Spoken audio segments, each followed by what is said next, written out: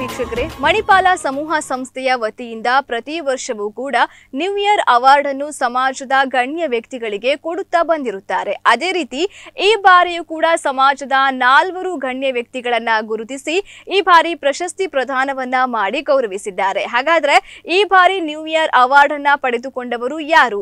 ಅವರು ಮಾಡಿರುವಂತಹ ಸಾಧನೆ ಏನು? ಯಾವ ಕ್ಷೇತ್ರದಲ್ಲಿ ಅವರು ಗುರುತಿಸಿಕೊಂಡಿದ್ದಾರೆ? ಇದೆಲ್ಲದರ ಬಗ್ಗೆ ಇವತ್ತಿನ ಕಾರ್ಯಕ್ರಮದಲ್ಲಿ ನಾವು ನಿಮಗೆ ಹೇಳ್ತಾ ಹೋಗ್ತೇವೆ. ಇದು ಈ ಹೊತ್ತಿನ ವಿಶೇಷ ಕಾರ್ಯಕ್ರಮ ನ್ಯೂ ಇಯರ್ ಅವಾರ್ಡ್ 2025. ನಾನು Pragati S Puthran. Manipal academy of higher education ಹೊಸ ವರ್ಷವನ್ನು ಭವ್ಯ ಪ್ರಶಸ್ತಿ ಪ್ರದಾನ ಸಮಾರಂಭದೊಂದಿಗೆ ಆಚರಣೆ ಮಾಡಿದೆ. ವಿವಿಧ ಕ್ಷೇತ್ರಗಳಲ್ಲಿ ಅಸಾಧಾರಣ ಸಾಧನೆ ಮಾಡಿದವರಿಗೆ ಈ ಗೌರವ ಪ್ರತಿ ವರ್ಷ ಲಭಿಸುತ್ತಿದೆ. ಕೆಎಂಸಿ ಗ್ರೀನ್ಸ್ನಲ್ಲಿ ನ್ಯೂ ಇಯರ್ ಅವಾರ್ಡ್ ಫಂಕ್ಷನ್ ಅನ್ನು ಆಯೋಜಿಸಲಾಗಿತ್ತು. ಈ ವರ್ಷದ ಸಮಾರಂಭವು ತಮ್ಮ ಕ್ಷೇತ್ರಗಳು ಮತ್ತು ಸಮಾಜಕ್ಕೆ ಅತ್ಯುತ್ತಮ ಕೊಡುಗೆಗಳನ್ನು ನೀಡಿದ 4 ಸಾಧಕರನ್ನು ಗುರುತಿಸಿ ಪ್ರಶಸ್ತಿ ನೀಡಿತು. ನ್ಯಾಯ, ಕಲೆ, ಸಮಾಜ ಸೇವೆ ಮತ್ತು ಆರೋಗ್ಯ ರಕ್ಷಣೆಗೆ ಅವರ ಅವಿಶ್ರಾಂತ ಬದ್ಧತೆಗಾಗಿ ಗೌರವಿಸಲಾಯಿತು. ಪ್ರತಿಯೊಬ್ಬರೂ ಸಂಸ್ಕೃತಿ ಸಾಹಿತ್ಯದಲ್ಲಿ ಅಸಾಧಾರಣ ಸೇವೆಯನ್ನು ಪ್ರದರ್ಶಿಸಿದ್ದಾರೆ ಮತ್ತು ಈ ಅಭೂತಪೂರ್ವ ಪರಿಸ್ಥಿತಿಯಲ್ಲಿ ಜಾಗೃತಿಯನ್ನು ಕೂಡ ಮೂಡಿಸಿದ್ದಾರೆ. ಹಾಗಾದ್ರೆ ಈ ಬಾರಿ ಪ್ರಶಸ್ತಿಯನ್ನ ಪಡೆದುಕೊಂಡವರು ಯಾರಂತ ನೋಡುವುದಾದ್ರೆ, ನ್ಯಾಯಮೂರ್ತಿ ಪಿ ವಿಶ್ವನಾಥ ಶೆಟ್ಟಿ, ಡಾಕ್ಟರ್ ವಸುಂಧರಾ ದೊರೆಸ್ವಾಮಿ, ಶ್ರೀ ತೆಕ್ಕರ್ ಯಶವಂತ ಪ್ರಭು ಹಾಗೂ ಡಾಕ್ಟರ್ ಪಿ ಮೋಹನ್ ರಾವ್. ಉಡುಪಿಯ ಮೂಲದ ನ್ಯಾಯಮೂರ್ತಿ ಪಿ ವಿಶ್ವನಾಥ ಶೆಟ್ಟಿ ಇವರು 1966ರಲ್ಲಿ ಕಾನೂನು ವೃತ್ತಿ ಜೀವನವನ್ನ ಆರಂಭಿಸುತ್ತಾರೆ. ಬೆಂಗಳೂರಿನ ಸರ್ಕಾರಿ ಕಾನೂನು ಕಾಲೇಜಿನಲ್ಲಿ ಅರೆಕಾಲಿಕ ಪ್ರಾಧ್ಯಾಪಕರಾಗಿಯೂ ಕೂಡ ಇವರು ಸೇವೆಯನ್ನ ಸಲ್ಲಿಸಿದ್ದಾರೆ. ಹಾಗಾದ್ರೆ ಇವರ ಇನ್ನಷ್ಟು ಸಾಧನೆಗಳನ್ನ ನ್ಯೂ ಇಯರ್ ಅವಾರ್ಡ್ ಅಲ್ಲಿ ನೋಡೋಣ ಬನ್ನಿ. ನ್ಯಾಯಮೂರ್ತಿ ಪಿ ವಿಶ್ವನಾಥ ಶೆಟ್ಟಿ ಇವರು ಮೇ 2, 1944ರಂದು ಉಡುಪಿಯಲ್ಲಿ ಜನಿಸುತ್ತಾರೆ. ಇವರು ಭಾರತದ ಪ್ರಮುಖ ನ್ಯಾಯಶಾಸ್ತ್ರಜ್ಞರು. 1966ರಲ್ಲಿ ತಮ್ಮ ಕಾನೂನು ವೃತ್ತಿ ಜೀವನವನ್ನ ಪ್ರಾರಂಭಿಸುತ್ತಾರೆ ಮತ್ತು 1971ರಲ್ಲಿ ಶೆಟ್ಟಿ ಮತ್ತು ಹೆಗ್ಡೆ ಅಸೋಸಿಯೇಟ್ಸ್ ಅನ್ನ ಸ್ಥಾಪಿಸುತ್ತಾರೆ ಮತ್ತು ಬೆಂಗಳೂರಿನ ಸರ್ಕಾರಿ ಕಾನೂನು ಕಾಲೇಜಿನಲ್ಲಿ ಅರೆಕಾಲಿಕ ಪ್ರಾಧ್ಯಾಪಕರಾಗಿಯೂ ಕೂಡ ಸೇವೆಯನ್ನ ಸಲ್ಲಿಸುತ್ತಾರೆ. ಪಿ ವಿಶ್ವನಾಥ ಶೆಟ್ಟಿ ಇವರು ಕಾನೂನು ಸುಧಾರಣೆಗಳ ಪ್ರತಿಪಾದಕರಾಗಿದ್ದಾರೆ ಮತ್ತು national law school of India university ಸ್ಥಾಪನೆಯಲ್ಲಿ ಪ್ರಮುಖ ಪಾತ್ರವನ್ನು ಕೂಡ ವಹಿಸುತ್ತಾರೆ. 1995ರಿಂದ 2006ರವರೆಗೆ ಕರ್ನಾಟಕ ಹೈಕೋರ್ಟ್ನ ಕಾಯಂ ನ್ಯಾಯಾಧೀಶರಾಗಿದ್ದರು. ಅವರು ಕರ್ನಾಟಕ ನ್ಯಾಯಾಂಗ ಅಕಾಡೆಮಿ ಮತ್ತು ಕರ್ನಾಟಕ ಕಾನೂನು ಸೇವೆಗಳ ಪ್ರಾಧಿಕಾರದ ನೇತೃತ್ವವನ್ನು ವಹಿಸುತ್ತಾರೆ. ಇದರ ವಿಷಯಗಳ ಜೊತೆಗೆ ನವೀನ ಕಾನೂನು ಕಾರ್ಯಕ್ರಮಗಳನ್ನು ವಿನ್ಯಾಸಗೊಳಿಸುತ್ತಾರೆ. ಇನ್ನು ನಿವೃತ್ತಿಯ ನಂತರ ನ್ಯಾಯಮೂರ್ತಿ ಶೆಟ್ಟಿ ಇವರು ಕಾನೂನು ಅಭ್ಯಾಸವನ್ನು ಮುಂದುವರೆಸಿದ್ರು ಮತ್ತು 2017ರಲ್ಲಿ ಕರ್ನಾಟಕದ ಲೋಕಾಯುಕ್ತರಾಗಿ ನೇಮಕಗೊಳ್ಳುತ್ತಾರೆ. ಪಾರದರ್ಶಕತೆ ಮತ್ತು ಭ್ರಷ್ಟಾಚಾರ ವಿರೋಧಿಯನ್ನು ಪ್ರತಿಪಾದಿಸಿದ್ರು. ನ್ಯೂ ಇಯರ್ ಅವಾರ್ಡ್ ಇವರಿಗೆ ಲಭಿಸಿರುವುದು ಪ್ರಶಸ್ತಿಯ ಗರಿಮೆ ಇನ್ನೂ ಹೆಚ್ಚಿಸಿತು.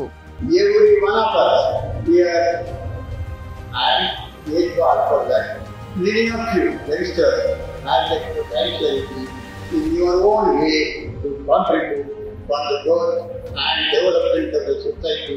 It is our duty and responsibility. Please remember, if all of you or if you all of us are here and occupied a place of position and honor in the society, for that there is a contribution of the society for our growth. Therefore, we owe a duty and obligation to the society to provide the benefit we have received from the society. Thank you very much. Doctor Vasundhara Doreswamy Bharatanatyam ಕಲಾವಿದೆ ಹಾಗೂ ನೃತ್ಯ ಸಂಯೋಜಕಿ. ನೃತ್ಯಕ್ಕಾಗಿಯೇ ದೇವರು ಇವರನ್ನ ಸೃಷ್ಟಿ ಮಾಡಿದ್ದಾರೆ ಅಂತ ಹೇಳಿದ್ರು ಕೂಡ ತಪ್ಪಾಗಲಾರದು. ತಮ್ಮ ಇಳಿ ವಯಸ್ಸಿನಲ್ಲಿ ಭರತನಾಟ್ಯವನ್ನ ಮಾಡಿದ್ರೆ ಎಳೆ ವಯಸ್ಸಿನವರು ಕೂಡ ನಿಬ್ಬೆರಗಾಗುತ್ತಾರೆ. ಕಲಾ ಕ್ಷೇತ್ರದಲ್ಲಿ ಇವರು ಮಾಡಿರುವಂತಹ ಇನ್ನಷ್ಟು ಸಾಧನೆಗಳನ್ನ ತೋರಿಸ್ತೇವೆ ಬನ್ನಿ. ಡಾಕ್ಟರ್ ವಸುಂಧರಾ ದೊರೆಸ್ವಾಮಿ ಒಬ್ಬ ಪ್ರಮುಖ ಭರತನಾಟ್ಯ ನರ್ತಕಿ, ನೃತ್ಯ ಸಂಯೋಜಕಿ ಮತ್ತು ಮೈಸೂರಿನಲ್ಲಿ ವಸುಂಧರಾ ಪ್ರದರ್ಶನ ಕಲಾ ಕೇಂದ್ರವನ್ನು ನಡೆಸುತ್ತಿರುವ ಗುರು. ಇವರು ಅಷ್ಟಾಂಗ ವಿನ್ಯಾಸ ಯೋಗದಲ್ಲಿ ಗುರು ಪಟ್ಟಾಭಿ ಜೋಯ್ಸ್ ಅವರ ಶಿಷ್ಯೆಯಾಗಿದ್ದು, ಇದನ್ನು ಸಾಂಪ್ರದಾಯಿಕ ಭರತನಾಟ್ಯ ಮತ್ತು ಸಮರ ಕಲೆಗಳೊಂದಿಗೆ ಸಂಯೋಜಿಸುತ್ತಾರೆ.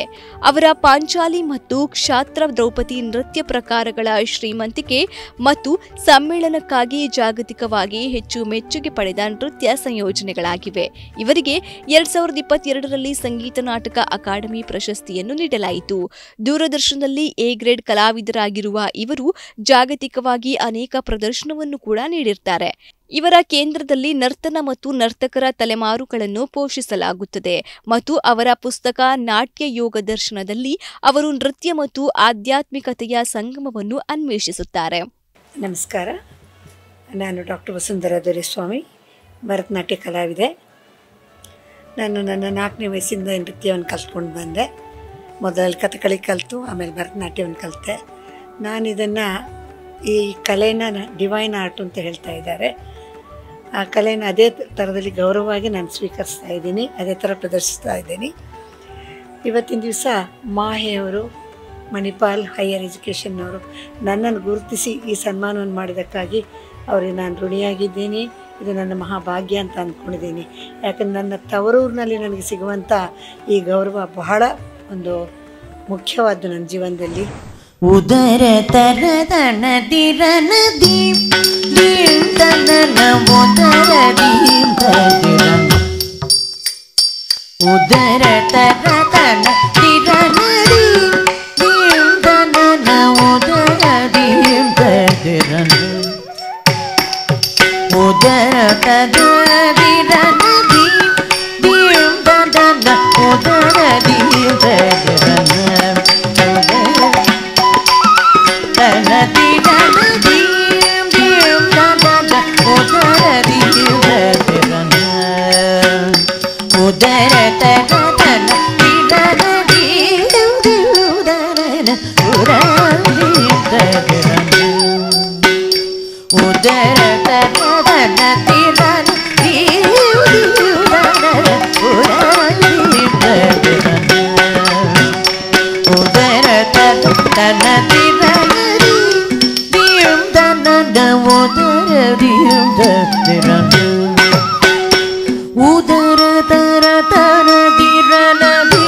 ದೀಪ್ತನ ಉದರ ದೀಪ ದಿರನ ಉದರ ತರದಿರನ ದೀಪ್ ದೀಪ್ತನ ಉದರ ದೀಪ ದಿರನ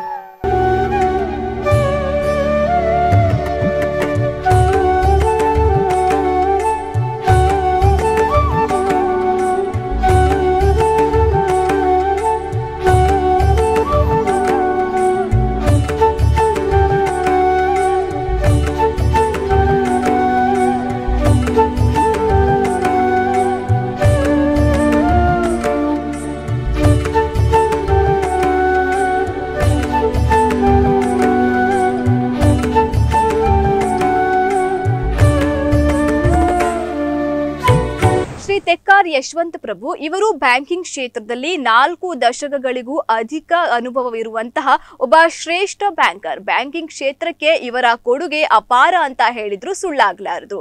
ಹಾಗಾದ್ರೆ ಬ್ಯಾಂಕಿಂಗ್ ಕ್ಷೇತ್ರದಲ್ಲಿ ಇವರು ಮಾಡಿರುವಂತಹ ಇನ್ನಷ್ಟು ಸಾಧನೆಗಳು ಏನು ಎಂಬುದನ್ನ ಇವತ್ತಿನ ಕಾರ್ಯಕ್ರಮದಲ್ಲಿ ತೋರಿಸ್ತೇವೆ, ಬನ್ನಿ. ಶ್ರೀ ತೆಕ್ಕಾರ್ ಯಶವಂತ ಪ್ರಭು ಡಿಸೆಂಬರ್ 30, 1950ರಂದು ಉಪ್ಪಿನಂಗಡಿಯಲ್ಲಿ ಜನಿಸಿದ್ರು. ಭಾರತೀಯ ಬ್ಯಾಂಕಿಂಗ್ ಕ್ಷೇತ್ರದಲ್ಲಿ 4 ದಶಕಗಳಿಗೂ ಹೆಚ್ಚು ಅನುಭವ ಹೊಂದಿರುವ ಒಬ್ಬ ಶ್ರೇಷ್ಠ ಬ್ಯಾಂಕರ್ ಮತ್ತು ಲೋಕೋಪಕಾರಿ. 1970ರಲ್ಲಿ ಕೆನರಾ ಬ್ಯಾಂಕ್ನಲ್ಲಿ ಗುಮಾಸ್ತರಾಗಿ ತಮ್ಮ ವೃತ್ತಿ ಜೀವನವನ್ನ ಪ್ರಾರಂಭಿಸುತ್ತಾರೆ. ನಂತರ ಹಂತ ಹಂತವಾಗಿ ಬೆಳೆದು ಹಾಂಗ್ಕಾಂಗ್ನಲ್ಲಿ ಒಂದು ಅವಧಿ ಸೇರಿದಂತೆ ಕಾರ್ಪೊರೇಟ್ ಕ್ರೆಡಿಟ್ ಮತ್ತು ಅಂತಾರಾಷ್ಟ್ರೀಯ ಕಾರ್ಯಾಚರಣೆಗಳಂತಹ ಪ್ರಮುಖ ಕ್ಷೇತ್ರಗಳನ್ನು ಮೇಲ್ವಿಚಾರಣೆ ಮಾಡುವ ಜನರಲ್ ಮ್ಯಾನೇಜರ್ ಆಗಿ ಪದೋನ್ನತಿಯನ್ನ ಹೊಂದುತ್ತಾರೆ. ನಂತರ ಶ್ರೀ ಪ್ರಭು ಇವರು ಯೂನಿಯನ್ ಬ್ಯಾಂಕ್ ಆಫ್ ಇಂಡಿಯಾದಲ್ಲಿ ಕಾರ್ಯನಿರ್ವಾಹಕ ನಿರ್ದೇಶಕರಾಗಿ ಮತ್ತು ಓರಿಯೆಂಟಲ್ ಬ್ಯಾಂಕ್ ಆಫ್ ಕಾಮರ್ಸ್ನಲ್ಲಿ ಅಧ್ಯಕ್ಷ ಮತ್ತು ವ್ಯವಸ್ಥಾಪಕ ನಿರ್ದೇಶಕರಾಗಿ ಸೇವೆಯನ್ನ ಸಲ್ಲಿಸುತ್ತಾರೆ. ಇವರು ಧನಲಕ್ಷ್ಮಿ ಬ್ಯಾಂಕ್ನಲ್ಲಿ ಅರೆಕಾಲಿಕ ಅಧ್ಯಕ್ಷರಾಗಿಯೂ ಸೇವೆಯನ್ನ ಸಲ್ಲಿಸಿದ್ರು. ಪ್ರಸ್ತುತ ಇವರು ವಿವಿಧ ಮಂಡಳಿಗಳಲ್ಲಿ ಸ್ವತಂತ್ರ ನಿರ್ದೇಶಕರು ಕೂಡ ಆಗಿದ್ದಾರೆ.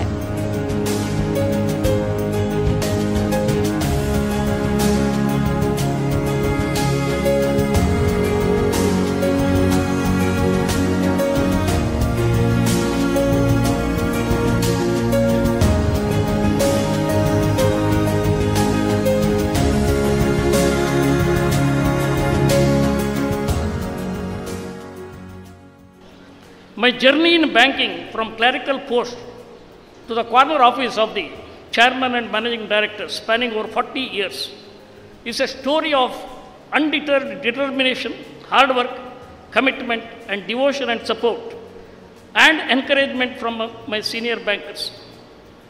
During my banking career, I had the opportunity of working in 3 of the great banks of the country, with Canara Bank, Union Bank of India and Oriental Bank of Commerce. During my formative years, I had the opportunity of working under the guidance and supervision of great bankers of that time, whom mentored me and grew as a successful banker, to whom I would like to pay my respectful obeisance.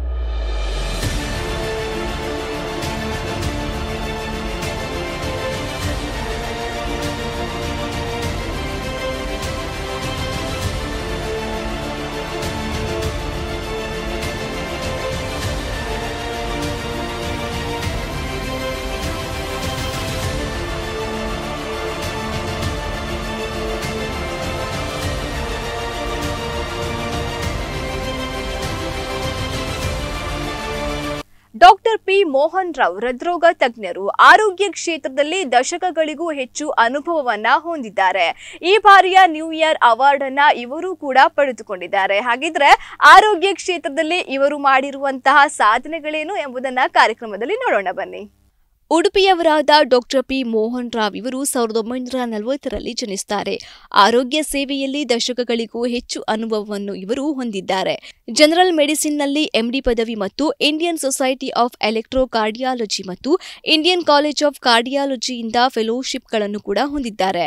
Indian college of ಕಾರ್ಡಿಯಾಲಜಿಯ ಉಪಾಧ್ಯಕ್ಷ ಮತ್ತು ಕಾರ್ಡಿಯಾಲಜಿಕಲ್ society of India Bengaluru ಅಧ್ಯಾಯದ ಅಧ್ಯಕ್ಷರಂತಹ ಹಿರಿಯ ಹುದ್ದೆಗಳನ್ನು ಕೂಡ ಅಲಂಕರಿಸಿದ್ದಾರೆ.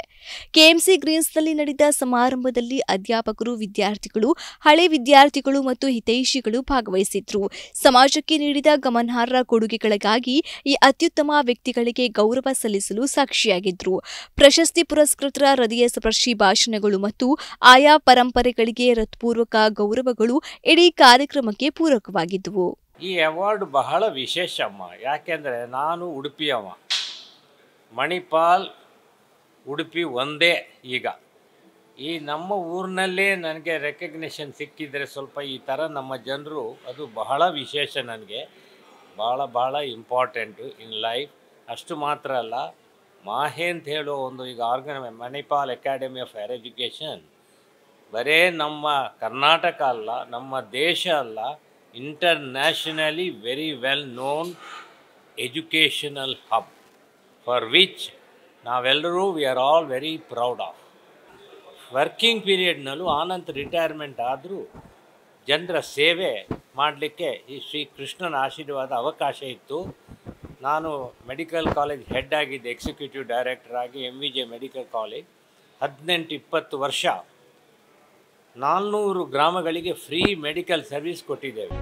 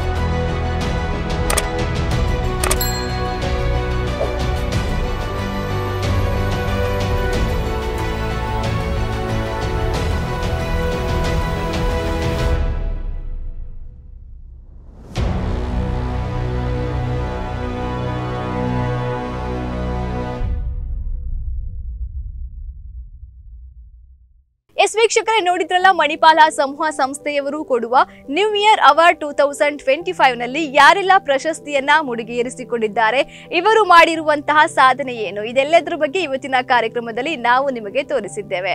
ಮುಂದಿನ ಬಾರಿಯೂ ಕೂಡ ಇನ್ನಷ್ಟು ಗಣ್ಯ ವ್ಯಕ್ತಿಗಳನ್ನ ಗುರುತಿಸಿ ಹೀಗೆ ಪ್ರಶಸ್ತಿ ಪ್ರದಾನ ಮಾಡಲಿ ಅಂತ ಆಶಿಸ್ತಾ ಕಾರ್ಯಕ್ರಮವನ್ನ ಮುಗಿಸುತ್ತಿದ್ದೇವೆ. ನಿರಂತರ ಸುದ್ದಿ ಹಾಗೂ ಮನೋರಂಜನೆಗಾಗಿ ತಾವೆಲ್ಲರೂ ನೋಡ್ತಾ ಇರಿ ದೈಜ್ ವರ್ಲ್ಡ್ 24/7.